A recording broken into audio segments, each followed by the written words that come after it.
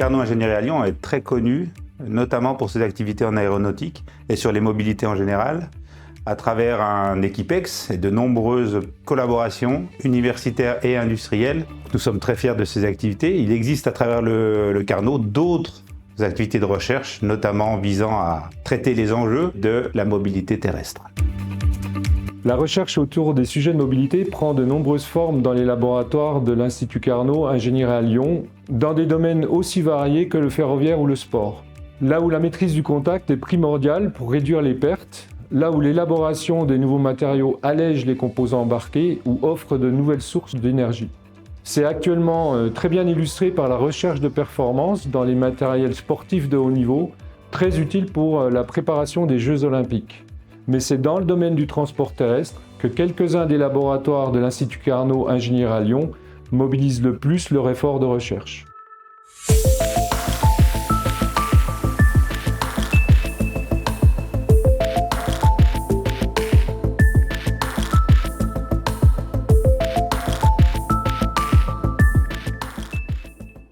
Les tendances actuelles vis-à-vis de l'électrification des véhicules consistent à utiliser des petits moteurs électriques qui tournent très vite. Alors pourquoi c'est intéressant d'avoir des petits moteurs? Parce qu'on va gagner en termes de compacité, en termes de masse embarquée. Par contre, comme ils tournent très vite, finalement toute la puissance est donnée par cette vitesse, d'où la nécessité d'une transmission qui va adapter le couple et la vitesse aux besoins du véhicule.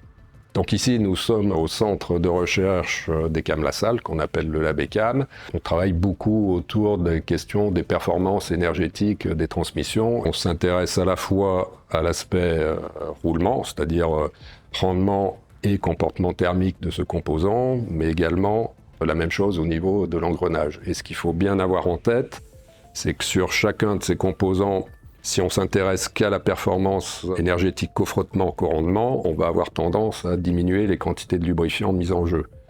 Mais ça, c'est pas bon vis-à-vis du comportement thermique, ce qui veut dire qu'en fait, l'optimum en termes de quantité de lubrifiant mis en jeu doit se réfléchir vis-à-vis des échanges thermiques, d'où la nécessité d'avoir des bancs spécifiques pour étudier précisément ces flux de chaleur échangés entre le lubrifiant et les composants qui sont en rotation.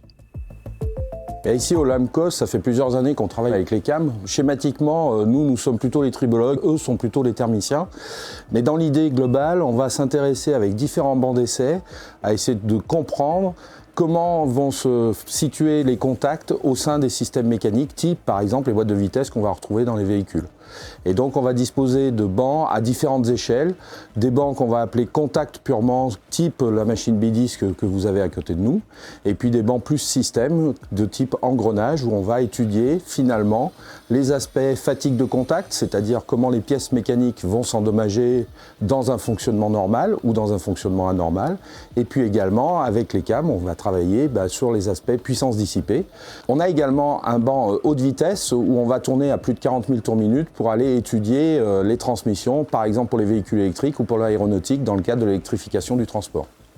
Nous sommes au LAMCOS sur le banc boîte, qui est un banc historiquement de caractérisation du comportement des boîtes de transmission sur des motorisations thermiques et qu'on va transformer pour étudier les chaînes de traction électriques et modéliser le comportement vibratoire de ces chaînes de traction en incluant les couplages entre la machine électrique et la partie mécanique de cette chaîne de transmission.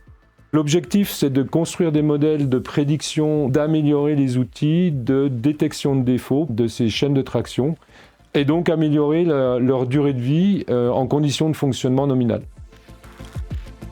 Nous sommes à l'École centrale de Lyon, au sein des locaux du laboratoire de tribologie et dynamique des systèmes.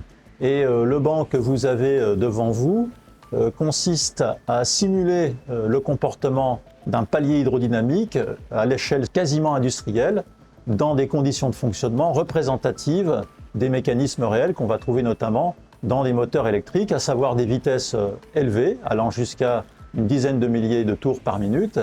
Et ici, une originalité importante qui est la capacité d'appliquer des chargements jusqu'à 2500 newtons et dans des temps inférieurs à 300 microsecondes. Donc l'ensemble est lubrifié par une centrale de lubrification qui amène le lubrifiant à pression température et débit fixés. Et notre objectif, c'est de permettre aux industriels de tester des solutions à la fois de lubrifiants et de matériaux du palier pour optimiser le fonctionnement tribologique et le comportement dynamique de l'ensemble, ce qui fait qu'on se situe parfaitement à l'interface tribologie et dynamique qui est le nom de notre laboratoire. D'autres équipements doivent maintenant être construits pour explorer de nouveaux usages de mobilité à l'échelle du système, autour d'équipements généralistes touchant de nombreux domaines et offrant des moyens performants d'investigation comme la texturation de surface ou la communication entre véhicules. À l'image du projet Grid for Mobility, ces nouveaux environnements numériques ou expérimentaux offriront un terrain d'expérimentation réaliste confronté aux usages émergents de la mobilité. Grid for Mobility, c'est une plateforme pour l'étude des systèmes énergétiques à l'échelle du bâtiment et du quartier. Donc il se compose de 2 démonstrateurs échelle 1. L'un qui se trouve dans l'un sur la plateforme Transpolis, qui est dédié spécifiquement à l'étude des véhicules électriques. Et le second sur le campus de la Doua, qui est un réseau d'énergie à l'échelle d'un bâtiment, qui comprend des systèmes de production d'énergie renouvelable, l'énergie photovoltaïque et l'énergie thermique.